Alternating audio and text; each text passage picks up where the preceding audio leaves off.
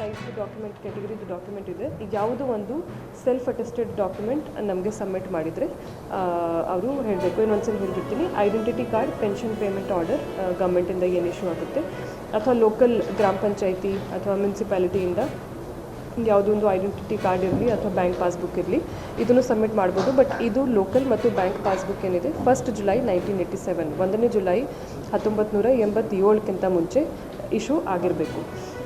ಆಮೇಲೆ ಯಾವುದೋ ಒಂದು ಹೊಸದು ಅಥವಾ ಹಳೆದು ಡಾಕ್ಯುಮೆಂಟ್, ಬರ್ತ್ ಸರ್ಟಿಫಿಕೇಟ್ ಆಗಲಿ, ಪಾಸ್ಪೋರ್ಟ್ ಆಗಲಿ, 10th ಕ್ಲಾಸ್ ಆಗಲಿ ಅಥವಾ ಬೋರ್ಡ್ ಅಥವಾ ಯೂನಿವರ್ಸಿಟಿಯಿಂದ ಸರ್ಟಿಫಿಕೇಟ್ ಆಗಲಿ, permanent residence certificate, forest right certificate, OBC SC ST ಯಾವುದೋ ಒಂದು ಕಾಸ್ಟ್ ಸರ್ಟಿಫಿಕೇಟ್, ಫ್ಯಾಮಿಲಿ ರಿಜಿಸ್ಟ್ರಿ ಏನು ಮೇಂಟೈನ್ ಮಾಡ್ತಾರೆ, ಅಥವಾ ಲ್ಯಾಂಡ್ ಮತ್ತು ಪಟ್ಟ ನಾವು ಏನು ಕೊಡ್ತೀವಿ ಹಕ್ಕುಪತ್ರ, ಆ ಥರದ್ದು ಡಾಕ್ಯುಮೆಂಟ್ ಇದ್ರೇನು ಈ ಡಾಕ್ಯುಮೆಂಟ್ ನಮಗೆ ನಡೆಯುತ್ತೆ. ಈ 11 ಡಾಕ್ಯುಮೆಂಟ್ ಜನರು ಸಬ್ಮಿಟ್ ಮಾಡಬೇಕು.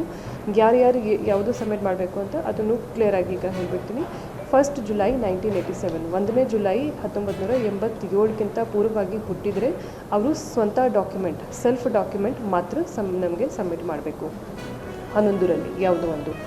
ಈಗ 1 ಜುಲೈ 1987ಇಂದ 2 ಡಿಸೆಂಬರ್ 2004 1ನೇ ಜುಲೈ 1987ಕ್ಕಿಂತ 2ನೇ ಡಿಸೆಂಬರ್ 2004 ಈ ಮಧ್ಯದಲ್ಲಿ ಯಾರೊಬ್ಬ ಹುಟ್ಟಿದರೆ 2 ಡಾಕ್ಯುಮೆಂಟ್ಸ್ ಅಂದರೆ 2 ಜನದು, ಒಂದು ಸೆಲ್ಫ್ ಮತ್ತು ತಂದೆ ಅಥವಾ ತಾಯಿ, ಅಥವಾ ಇದೆ ತಂದೆ ಅಥವಾ ತಾಯಿ ಯಾರೊಬ್ಬರದು 2 ಜನದು. ಈಗ ಸೆಲ್ಫ್ ಮತ್ತು ತಂದೆ ಅಥವಾ ತಾಯಿದು 2 ಡಾಕ್ಯುಮೆಂಟ್ಸ್ ನಮಗೆ ಸಬ್ಮಿಟ್ ಮಾಡಿದರೆ ಸಾಕ್ಬೋದು.